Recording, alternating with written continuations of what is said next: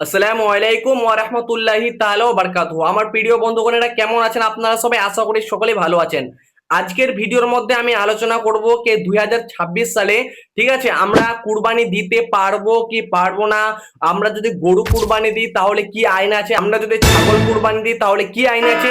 তো চলুন আজকের ভিডিওটি আমি শুরু করতেছি। আপনারা অবশ্যই ভিডিওটিকে শেষ পর্যন্ত দেখবেন আর এই ভিডিওটিকে বেশি বেশি করে শেয়ার করবেন যেন প্রত্যেক মানুষের কাছে পৌঁছে যায়। তো বন্ধুরা, এই বছরে আমাদের পশ্চিমবঙ্গে আমাদের ওয়েস্ট বেঙ্গলে গরু হত্যা গরু কুরবানি হচ্ছে না, ঠিক আছে। কারণ যে যিনি আমাদের মুখ্যমন্ত্রী আছেন মাননীয় শুভেন্দু অধিকারী, তিনি ঘোষণা করেছে যে মানে 2026 সালে মানে আমাদের ওয়েস্ট বেঙ্গলে আমাদের বাঙ্গালে কোথাও গরু কুরবানি হবে না, গরু হত্যা হবে না। তাই জন্য আমি আপনাদেরকে বলতেছি আপনারা কিন্তু কেউ গরু কুরবানি দেবেন না, ঠিক আছে। কারণ যে যেই এলাকার যেটা আইন আমাদেরকে অবশ্যই সেই আইন কিন্তু ফলো করতে হবে ভাইয়েরা, ঠিক আছে।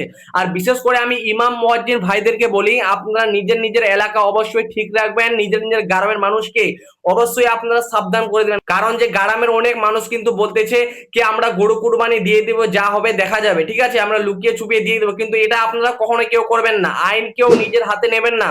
আমি বারবার আপনাদেরকে রিকোয়েস্ট করতেছি আইন কখনো কেউ নিজের হাতে তুলে নেবেন না, ঠিক আছে। আপনারা এই বছরে গরু কুরবানি দেবেন না, আমি আপনাদের কাছে রিকোয়েস্ট করতেছি। আপনারা ছাগল কুরবানি দেন, আপনারা ভেড়া কুরবানি দেন, ঠিক আছে, কোনো সমস্যা নেই।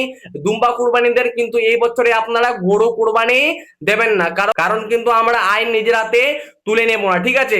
আর কুরবানির কিছু নিয়ম আছে, একটু নিয়ম মেনে নিয়ম ফলো করে চলবেন। কারণ যে বর্তমানে দেশের পরিস্থিতি খুবই খারাপ, এমনি থেকে সবাই মুসলমানের উপরে টার্গেট করে থাকে, ঠিক আছে। আপনারা মানে জবাই করবেন, জবাই করার পরে ঠিক আছে তার যত মানে চামড়া ভুটি ওগুলো যে আছে আপনারা ওগুলো অবশ্যই কোনো ভালো জায়গায়, ঠিক আছে, অনেক গর্ত করে আপনারা ভিতরে একদম ঢুকিয়ে দেবেন, ঠিক আছে। আমি আপনাদের কাছে রিকোয়েস্ট করতেছি কেউ জেদ করবেন না, আপনারা অবশ্যই আইনকে ফলো করবেন। আর আমি আপনাদেরকে বলতে চাই আইন কিন্তু নিজের হাতে কেউ তুলে নেবেন না, ঠিক আছে। আর এই ভিডিওটাকে বেশি বেশি করে শেয়ার করবেন যেন প্রত্যেক মানুষের কাছে পৌঁছে যায়।